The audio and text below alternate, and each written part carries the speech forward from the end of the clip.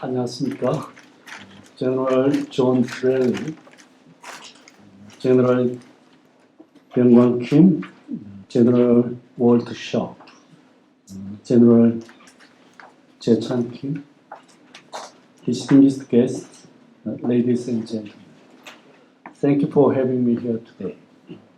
It's a great honor to be here and participate in the COKUSS International Security Conference. I cannot imagine a better time for such a meaningful discussion.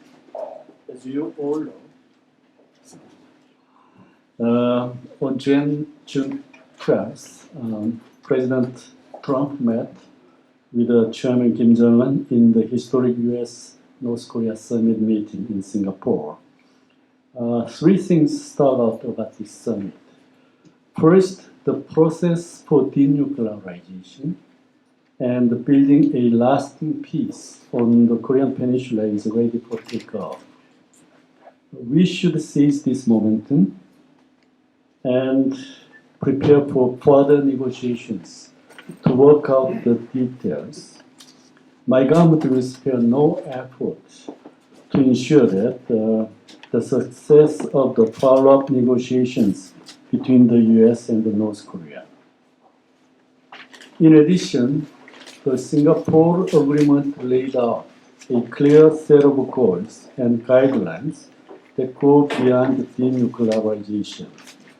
North Korea has confirmed its firm and unwavering commitment to completely denuclearize.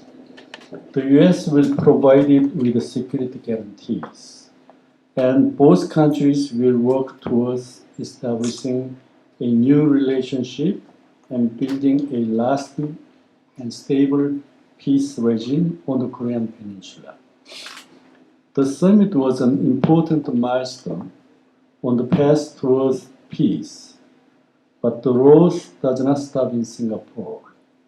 We will have a long way to go, and it may not always be smooth.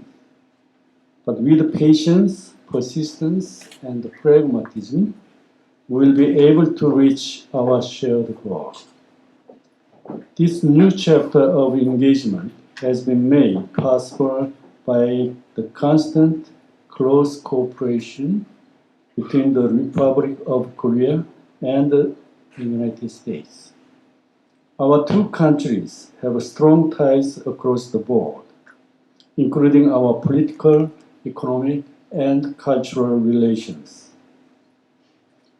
But above all, our solitary military ties and security cooperation have always been the bedrock of the ROK-US alliance. When I was appointed as the ambassador to the United States last year, I thought deeply about what the secret of our alliance's success was. I came up with three reasons. First, the clear missions we share, which is to maintain peace and stability on the Korean Peninsula and in Northeast Asia.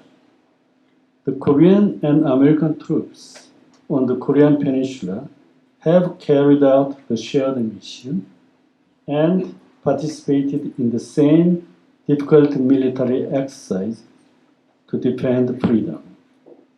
Our force remain ever vigilant. The second reason is the virtuous cycle of our alliance, a dynamic that reinforces its mutual benefits. In the beginning, when Korea had little to offer, the U.S. fully backed our efforts to recover from the Korean War. Without this security and protection, Korea would not be the country that it is today. Because of their support, Korea is able to help advance the U.S. global leadership around the world by spreading our shared values of democracy and freedom together. Our alliance, forged in blood on the battlefields of the Korean War, fought together again in the jungles of Southeast Asia.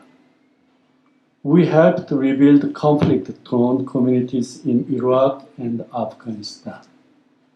And in Africa, we worked together under the same PKO flag to support a global mission. The third reason for our alliance's success is its personal aspect. Korea's miraculous growth was built on the sacrifices of more than 36,000 fallen heroes, and more than 1 million US soldiers who fought for us and with us during the Korean War. The sacrifice and the spirit of these veterans have never been forgotten, and they have become the foundation of our enduring alliance.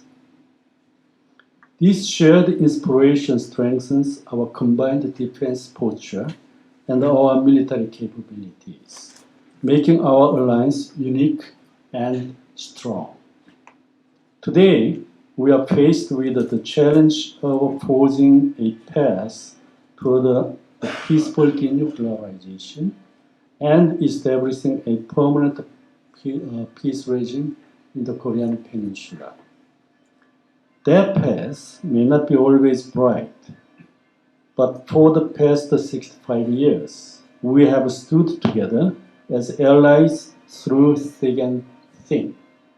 Given what we have accomplished together over the last 6 decades, I'm confident that we can light the fire of hope to guide our way into the future. Thank you. 같이 갑시다.